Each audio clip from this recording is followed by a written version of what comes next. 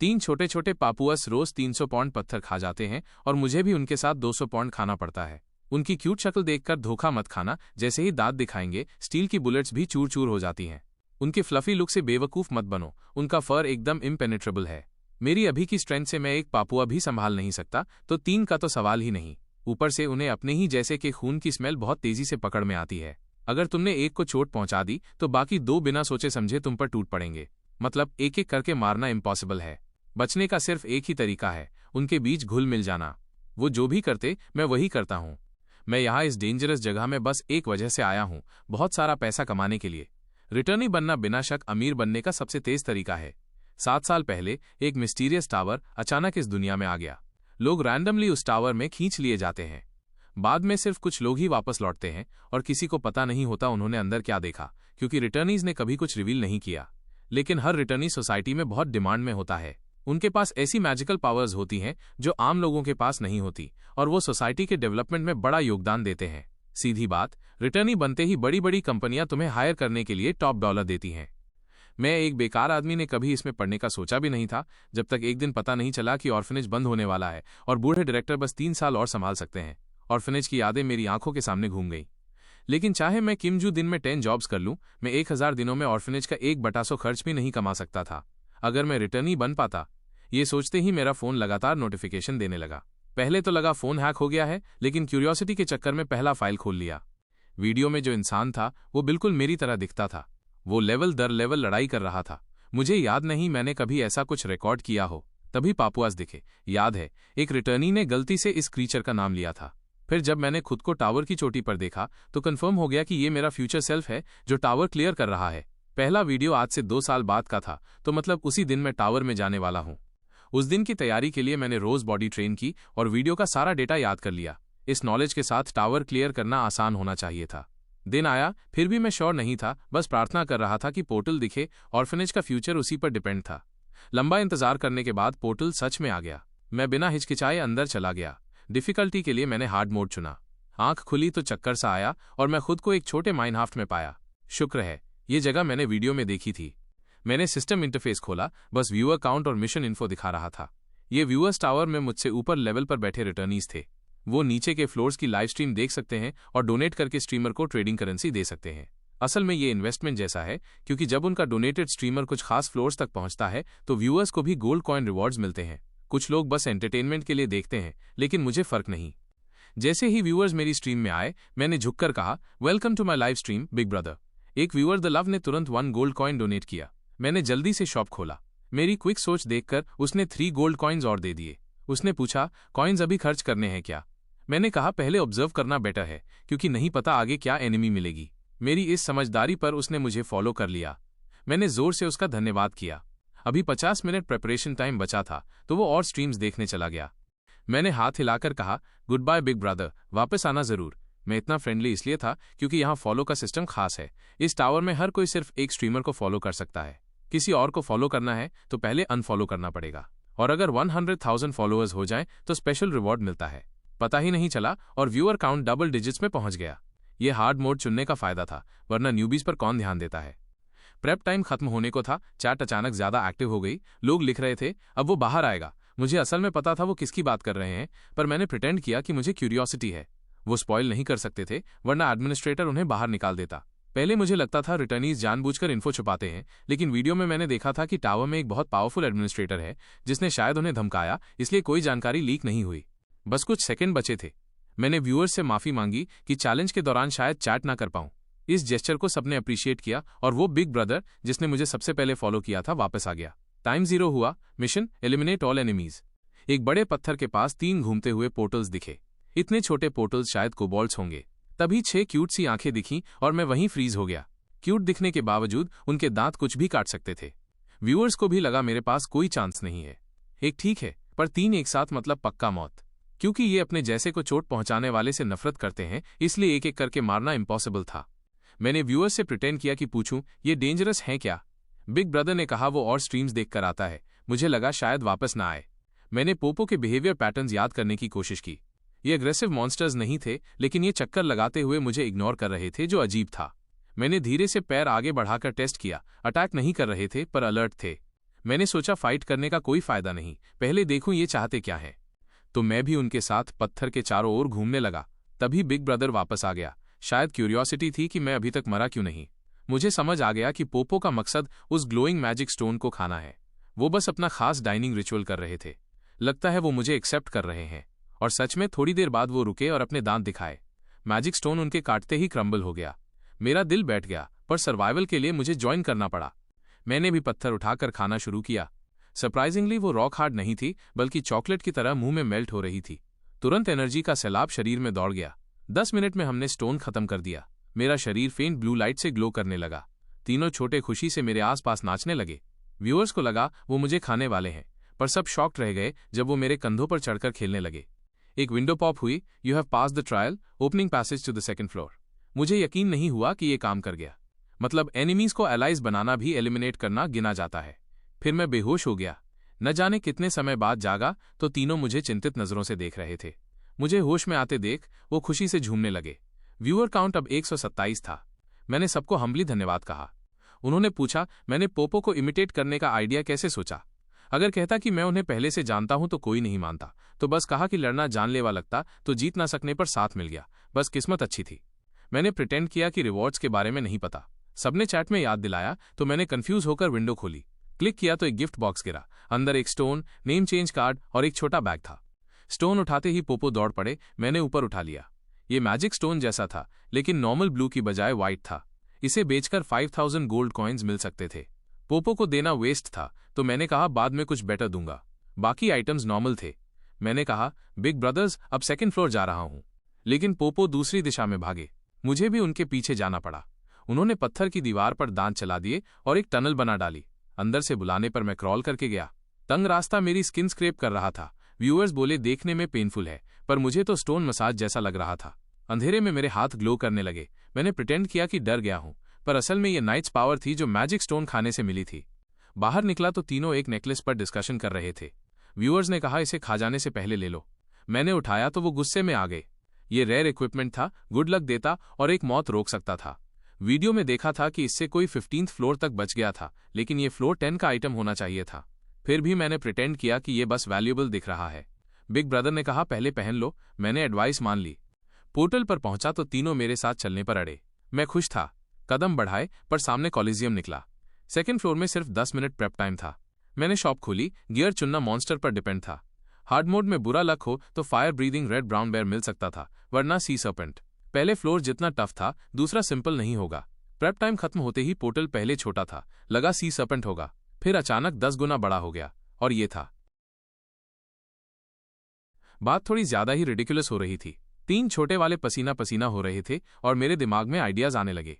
तभी अगला moment, monster बाहर निकला और पूरा कॉलेजियम हिल गया।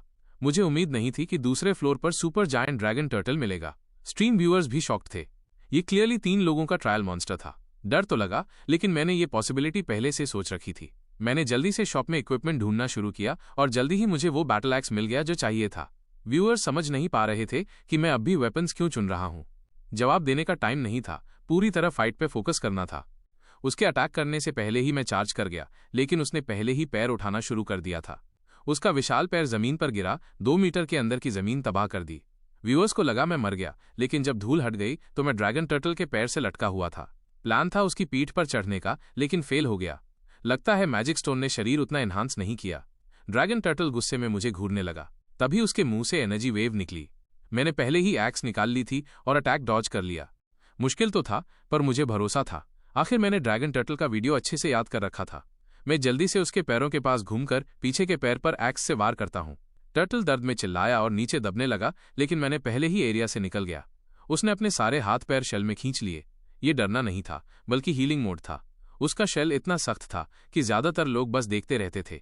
यही तो मैं चाहता था। जैसे ही वो नीचे था, मैं उसकी पीठ पर कूद गया। व्यूअर्स को लगा मैं न्यूबी हूं, क्योंकि रुकीज को टर्टल की पीठ सबसे सेफ लगती है। असल में उसकी पीठ के स्पाइक्स लाल चमकते ही एक्सप्लोड हो जाते हैं और पीठ को न्यू कमर्स का ग्रेवयार्ड बना देते हैं। एक बिग ब्रदर ने 10 गोल्ड कॉइन्स डोनेट करके वॉइस वार्निंग भेजी, पर मैं टर्टल की पीठ पर घूमता रहा। आखिरकार मुझे एक छोटा स्पाइक मिला। एक्स आधा अंदर घुस गया। फिर मैंने नाइट की पावर यूज की और स्पाइक तोड़ डाला। मैंने स्पाइक पकड़ लिया और इंतजार करने लगा। टर्टल का शरीर हिलने लगा, उसका सिर निकला, लेकिन वो दीवार की तरफ भागा ताकि टकराकर मुझे गिरा दे। मैंने मौका पाते ही स्पाइक उसकी गर्दन में घुसा दिया। सिर्फ एक मौका था। मैंने एक्स से स्पाइक को अंदर ठोक दिया। दर्द से वो चिल्लाया, लेकिन तुरंत एक्सप्लोजन ने उसकी आवाज दबा दी। धुआं छटने के बाद व्यूअर्स को शक था कि मैं जिंदा हूं या नहीं, लेकिन मैं बाहर निकल आया। टर्टल जमीन पर पड़ा था, सांसें चल रही थीं। असल में स्पाइक को एक्सप्लोड करने के लिए मुझे मैजिक पावर डालनी पड़ी थी। एक्सप्लोजन काफी ताकतवर था, पर मुश्किल से बचा। मैंने उसे सिंपैथी से देखा। Rest in peace turtle Bruce, और एक्स से आखिरी वार कर दिया। नोटिफिकेशन आया, हिडन रिवॉर्ड्स मिले। 3 छोटे वाले उछल रहे थे, लगता था शेल खाना चाहते हैं। मैंने इजाजत दी तो वो टूट पड़े। शेल और स्पाइक्स उनके दांतों के नीचे टूट रहे थे। तभी मुझे याद आया कि व्यूअर्स मेरी परफॉर्मेंस देख रहे हैं। उन्हें शक था कि मैं चीटिंग कर रहा हूं। कह देता कि लकी हूं तो भी कोई मानने वाला नहीं था, तो मैंने शेमलेसली ब्रैग किया कि मुझे लगा मैं जीत सकता हूं। कुछ समझदार थे तो मैंने बोला चलो रिवॉर्ड्स देखते हैं, ताकि ध्यान बढ़ जाए।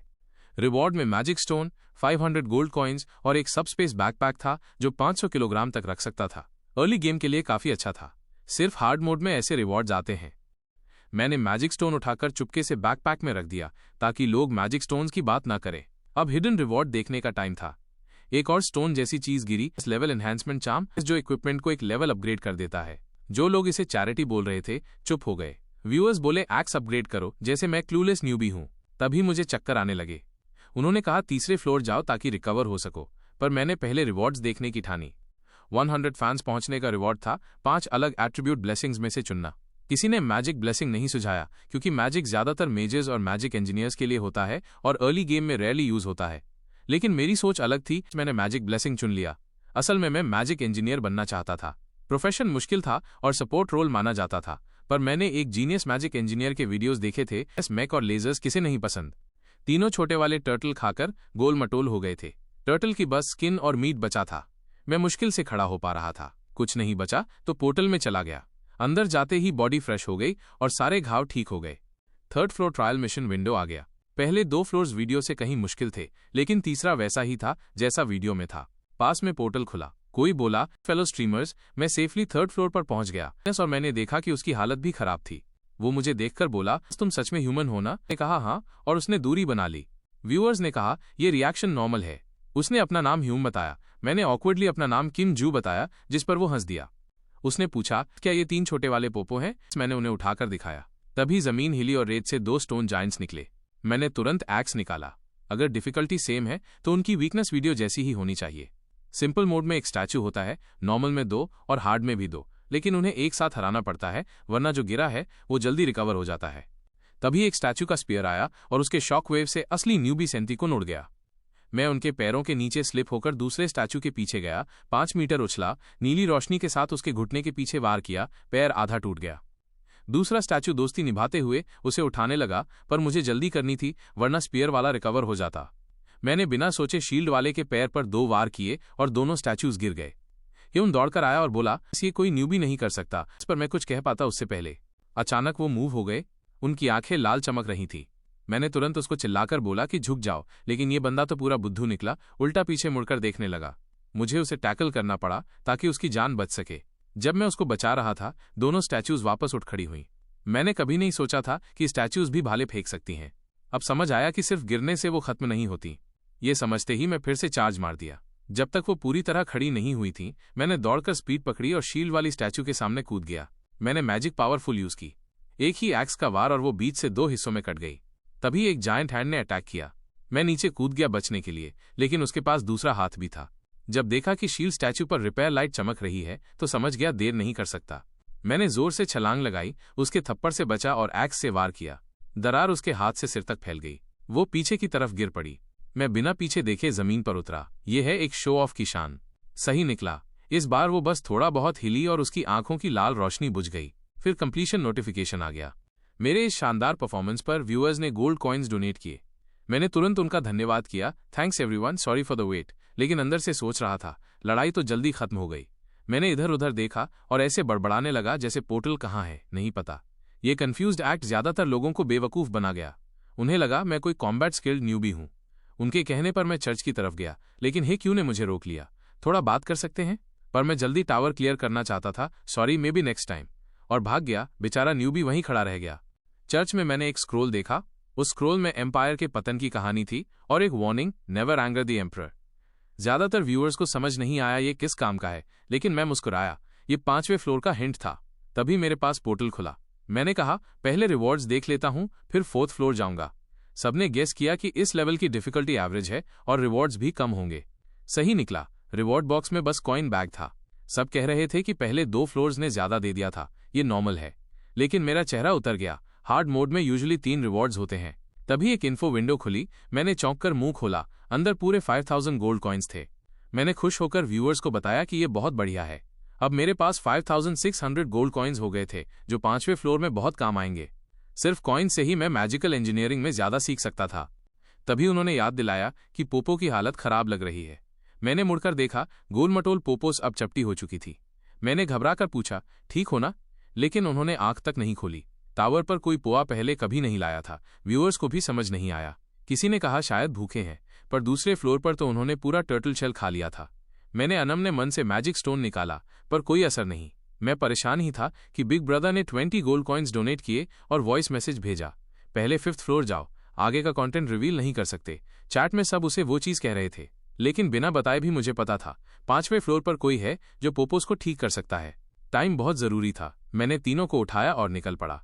तभी ही किकुन भी पहुंच गया। XJU, wait for me. मैं उससे बात नहीं करना चाहता था, पर सीधा भागना भी ठीक नहीं लगा।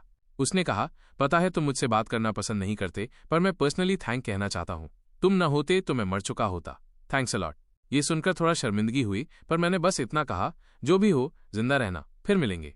फिर मैंने पलपोज उठाए और 4th फ्लोर की तरफ चल पड़ा। मिशन, टाइम लिमिट में सील हटाओ और गेट खोलो। फेल होने का मतलब था हमेशा के लिए फंस जाना, मतलब प्रैक्टिकली डेथ, क्योंकि कॉइन से खाना खरीदा जा सकता है, लेकिन कॉइन्स एक दिन खत्म हो जाते हैं और वर्थलेस स्ट्रीमर्स को कोई डोनेट नहीं करता। मैंने पोपो को जमीन पर रखा और दीवार की तरफ बढ़ा। ये इंटेलिजेंस टेस्ट वाला लेवल था। हार्ड मोड में यहां 100 क्रिस्टल्स थे। मैंने शॉप खोली। हर तरह के फूड आइटम्स भरे पड़े थे। मुझे पता था ये एडमिन का ट्रैप है, ताकि न्यूबीज खाना खरीदने में टाइम बर्बाद करें और टाइम खत्म होते ही फंस जाएं। मैंने जोर से अपने पैसे बचाने की बात कही। हेटर्स कूद पड़े, फ्राइड चिकन खरीद लो वगैरह। कुछ लोग मेरे सपोर्ट में भी आए। पॉपोस बीमार हैं, इनका दिल नहीं है क्या? मैंने उन्हें आर्ग्यू करने दिया और सील को ध्यान से पढ़ने लगा। मुझे पता था 4th फ्लोर में हिडन टेक्स्ट और क्रिस्टल से पैटर्न ढूंढना पड़ता है। क्रिस्टल्स कनेक्ट होते ही सील टूट जाती है। वीडियो वर्जन में मेरा फ्यूचर सेल्फ यहां काफी परेशान हुआ था, लेकिन अब थैंक्स टू फ्यूचर सेल्फ मुझे पैटर्न पता था। शुरू में तो दिमाग फटने जैसा लगा, पर अब स्मार्ट बन चुका था। हर कैरेक्टर को नंबर मानकर ऐसे याद करो जैसे पासवर्ड। व्यूअर्स को लगा मैं रैंडमली दबा रहा हूं, लेकिन जैसे ही दर्जनों क्रिस्टल्स जल उठे, सब दंग रह गए। ये मेरी हार्ड वर्क और याददाश्त का कमाल था। इस स्पीड से आधे घंटे में फिनिश हो जाता, पर 10 मिनट में ही आखिरी क्रिस्टल तक पहुंच गया। मैंने गहरी सांस ली ताकि लगे ये मुश्किल है। आखिरी क्रिस्टल दबाते ही 5वें फ्लोर का पोर्टल खुला। किसी ने मेरी स्पीड देखकर 200 गोल्ड कॉइन्स डोनेट किए। मैंने कहा, मैं कोई मेंसा का मेंबर नहीं हूं, असल वजह तो कभी नहीं बताऊंगा। बिग ब्रदर सबसे अच्छा था, न इंटरफेयर करता, न एडवाइस थोपता, बस जरूरत पर सपोर्ट देता। मैंने कहा, टाइम नहीं है एक्सप्लेन करने का, रिवॉर्ड्स लेकर तुरंत निकलना होगा। इस बार भी 4th फ्लोर की तरह रिवॉर्ड 5000 गोल्ड कॉइन्स का था। कई लोग जेलस हुए, लेकिन कुछ रीजनेबल भी थे। अब मेरे पास 10,000 गोल्ड कॉइन्स थे। हीरो लेवल स्किल बुक्स देख सकता था। मैंने कॉइन्स रखे और पोपोस को उठाकर 5th फ्लोर की तरफ बढ़ा। कुछ न्यूबीज तो 7th फ्लोर तक पहुंच गए थे, लेकिन मैंने खुद को समझाया, जल्दी नहीं करनी। उन्होंने शायद इजी डिफिकल्टी चुना होगा। मैं 5th फ्लोर पोर्टल में दाखिल हुआ। मुझे पता था, अगर यहां एक्स्ट्रॉर्डनरी एबिलिटी दिखा दी तो व्यूअर्स हमेशा के लिए लॉयल हो जाएंगे।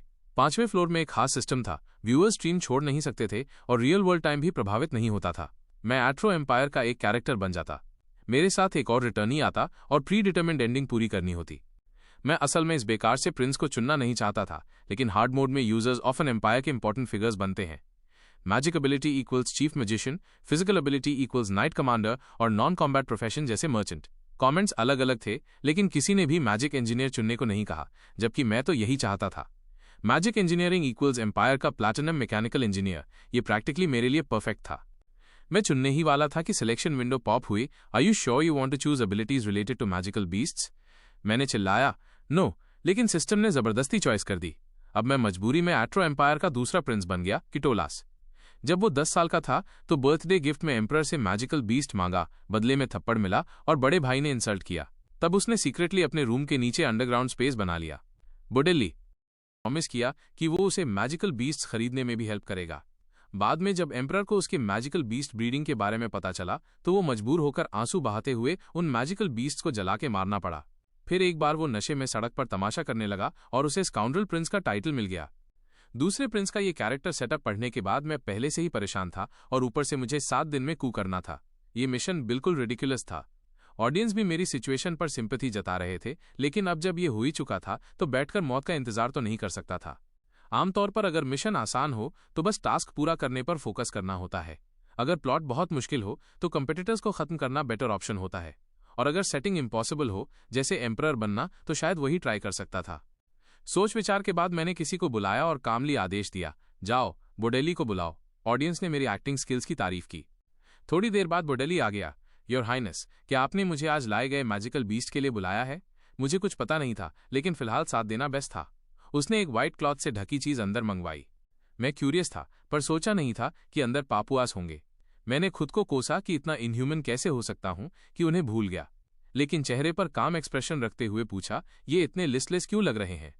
हंटर्स भी नहीं जानते थे, पर उनका कहना था कि शायद मैजिक स्टोन ज्यादा कंज्यूम कर लिए हैं, थोड़ी केयर के बाद ठीक हो जाएंगे। मैं ध्यान से सुन ही रहा था कि अचानक वो चिल्लाया, योर हाइनेस, फिर एक्साइटेड होकर मेरे शोल्डर्स पकड़कर हिलाने लगा। तुम्हारे अंदर मैजिक स्टोन की ऑरा क्यों महसूस हो रही है? पिछले महीने नॉर्थ में क्या हुआ था? मैंने उसका हाथ झटक कर कहा कि मैं ठीक हूं और उसे चिंता करने की जरूरत नहीं। वो बोला, कैसे चिंता न करूं? अगर किसी नॉर्मल इंसान के शरीर में मैजिक पावर रन वाइल्ड हो जाए तो ब्लास्ट भी हो सकता है। तुम लकी हो कि जान बच गई, लेकिन अब मैजिक स्टोन की ऑरा तुम्हारे दिमाग में घुस चुकी है। अगर और बढ़ी तो तुम्हारा इमोशन कंट्रोल से बाहर हो सकता है। अब बिल्कुल मैजिक स्टोन कंज्यूम मत करना। मैंने उसके कंधे पर हाथ रखकर कहा, डोंट वरी, याद रखूंगा। जाते जाते उसने मुझे वार्न किया कि पहला प्रिंस सस्पिशियस तरह से एक्ट कर रहा है और मुझे उससे सावधान रहना चाहिए। मैंने कहा कि समझ गया, और मैं खुद मैजिकल बीस्ट को अंडरग्राउंड ले जाऊंगा। तब जाकर वो शांत हुआ। बोडेली पहले सेकंड प्रिंस की मां का गार्डियन नाइट था। इंपीरियल कंसॉर्ट की मौत के बाद उसने खुद सेकंड प्रिंस का अटेंडेंट बनना चुना, तो उसके लिए बोडेली ही एकमात्र भरोसेमंद हेल्पर था। फिर मैं बुक शेल्फ के पास गया और हल्का सा एक बुक दबाया। एक सीक्रेट पैसेज खुल गया। मैं सीढ़ियों से नीचे डार्क अंडरग्राउंड में पहुंचा। अंदर के एनिमल्स मुझे देखकर रिजेक्ट नहीं कर रहे थे, बल्कि अपने मास्टर को देखकर खुश थे। लगता है सेकंड प्रिंस उनका अच्छा ध्यान रखता था। मैंने पोपोआस को एक जगह रख दिया और बिना रिएक्शन का इंतजार किए निकल गया। सॉरी पोपास, मुझे नहीं पता बाहर क्या होगा, तो तुम्हारी सेफ्टी के लिए तुम्हें यहीं रखना सही है। तीनों छोटे क्लियरली उदास थे, लेकिन अपनी सिक हालत में कुछ कर नहीं सकते थे। वो आदमी रोज 10,000 बार तलवार घुमाता है, क्योंकि हर स्विंग से उसकी लेवल बढ़ती है। ये इस दुनिया का ट्रांसमाइग्रेटर्स के लिए फेवरेटिज्म है, जिससे उसे लगता है कि वो ही प्रोटैगनिस्ट है। असल दुनिया में वो स्वॉर्ड्समैनशिप इंस्ट्रक्टर था और टावर में एंट्री के बाद हार्ड मोड चुना था। गोल्ड कॉइन्स आसानी से मिल जाते थे, तो वो एरोगेंट हो गया। तभी ऑडियंस ने उसे बताया कि एक विजिटर आया है, और वो विजिटर मैं था, सेकंड प्रिंस कावी। मैं उसे इंटरेस्ट से देख रहा था और वो मुझे बेवकूफ़ी से घूर रहा था, जब तक ऑडियंस ने उसे याद नहीं दिलाया। फिर उसने क्लमजी मूवमेंट्स में घुटनों के बल बैठकर सलाम किया। उठो, एम्पायर के लिए तुम्हारी डेडिकेटेड ट्रेनिंग सच में सराहनीय है। उसकी आंखों में कनिंग चमक थी। क्या मैं यूजर हूं? पर फिर उसे लगा ये पॉसिबल नहीं, क्योंकि यूजर्स आमतौर पर नाइट या मैजिशियन चुनते हैं। उसने तलवार मैन में रखी और पूछा, यहां किस लिए आए हो? ऑडियंस ने उसके परफॉर्मेंस को गुड रिव्यू दिया, लेकिन मैं बस मुस्कुराया। कुछ खास नहीं, बस अचानक याद आया कि तुम्हें वो वाइन पसंद है। पिछले साल मेरे बर्थडे बैंकेट में तुमने मुंह लटका लिया था, क्योंकि वो वाइन नहीं थी। तो मैं तुम्हारे घर भिजवाना चाहता हूं, लेकिन नाम याद नहीं। लाई जे ने झट से चैट चेक की और एक रैंडम वाइन का नाम बोल दिया। मैंने कहा, ठीक है, कल भिजवा दूंगा। वो थैंक करके आराम से बैठा, पर मैंने अचानक पूछा, एम्पायर में तुम्हारा नाम क्या है? ये सुनकर ली शन जय हंस पड़ा और खड़ा हो गया। तो तुम पागल हो? तुम हो कौन? मैंने काम होकर कहा, क्या तुम अंधे हो? मैं एट्रो एम्पायर का सेकंड प्रिंस हूं। वो और गुस्से में बोला, तुम गार्ड्स भी नहीं लाए और इतना एरोगेंट। एक सवाल, और तुम्हें कैसे पता कि मैं यूजर हूं? मैंने कहा, मुझे बताने की कोई ऑब्लिगेशन नहीं है। असल में ये सब पेटी सेकंड प्रिंस की डिटेल डायरी के कारण मुझे पता था। ली शान जय एरोगेंट हो गया। क्या कहा? सेकंड प्रिंस का ट्रैश? एक तलवार में ये गेम खत्म। उसने तलवार निकाल ही ली थी कि दूर से आवाज आई, क्या कर रहे हो? वो डरकर तुरंत तलवार छुपा बैठा। बोडेली दौड़कर आया, योर हाइनेस, आप ठीक हैं? मैंने कहा, मैं ठीक हूं। बोडेली गुस्से में बोला, मैंने साफ देखा, इसने आप पर तलवार तानी। मैंने कहा, चिंता मत करो, मैंने इसे फुल फोर्स में स्वॉर्ड्समैनशिप दिखाने को कहा था।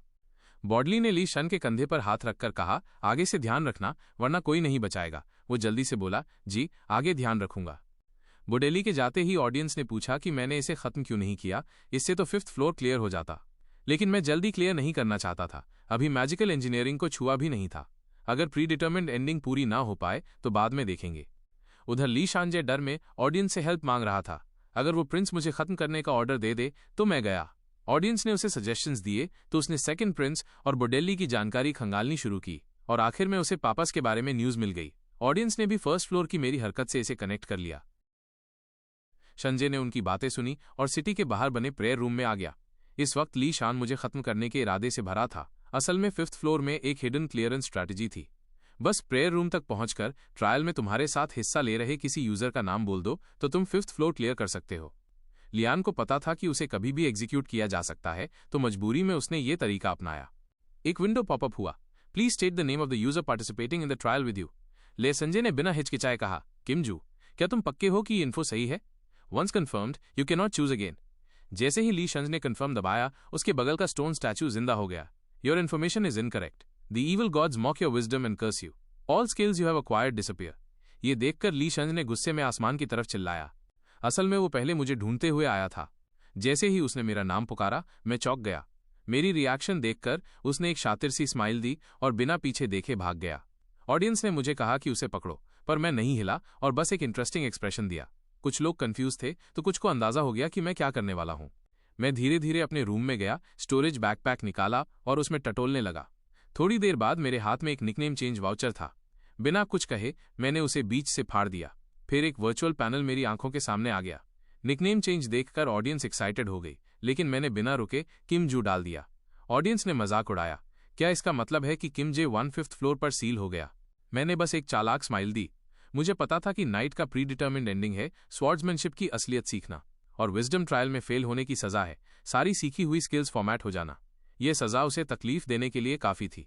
अगर उसके लाइव स्ट्रीम में ऑडियंस ज्यादा गोल्ड कॉइन्स टिप ना करें तो उसका प्री डिटर्मिन्ड एंडिंग पूरा करना नामुमकिन होगा। किसी ने पूछा कि मुझे ये हिडन मेथड के बारे में कैसे पता चला।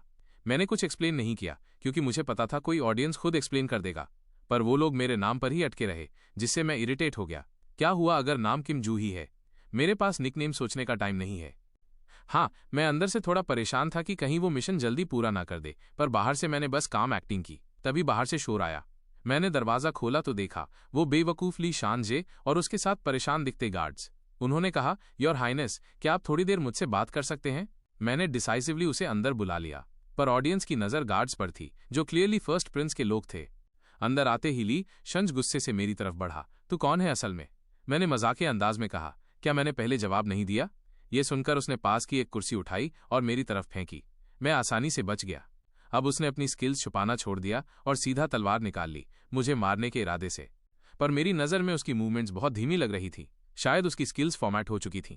मैंने आसानी से उसके दोनों हाथ पकड़ लिए, हल्का सा दबाव डाला और उसकी तलवार नीचे गिर गई। मैंने ठंडे लहजे में उसके कान में कहा, पहले मैंने तुझे छोड़ा था तो बस हालात की वजह से, डर की वजह से नहीं, समझा? ली जे का डर के मारे हाल बेहाल हो गया। अपना असर दिखाने के बाद मैंने उसे जमीन पर फेंक दिया। अगर समझ में आ गया तो दफा हो। मेरी ताकत देखकर उसने फिर रुकने की हिम्मत नहीं की। मैं उसे इतनी हालत में नहीं धकेलना चाहता था, पर उसने खुद मुसीबत मोल ली। ऑडियंस ने पूछा कि अब मैं क्या करूंगा। मैंने साफ कहा, टेंशन मत लो, मैं उसे कभी भी खत्म कर सकता हूं। अब मेरे पास 2 रास्ते थे, या तो सिंहासन पाना या मैजिक इंजीनियरिंग का नॉलेज सीखना।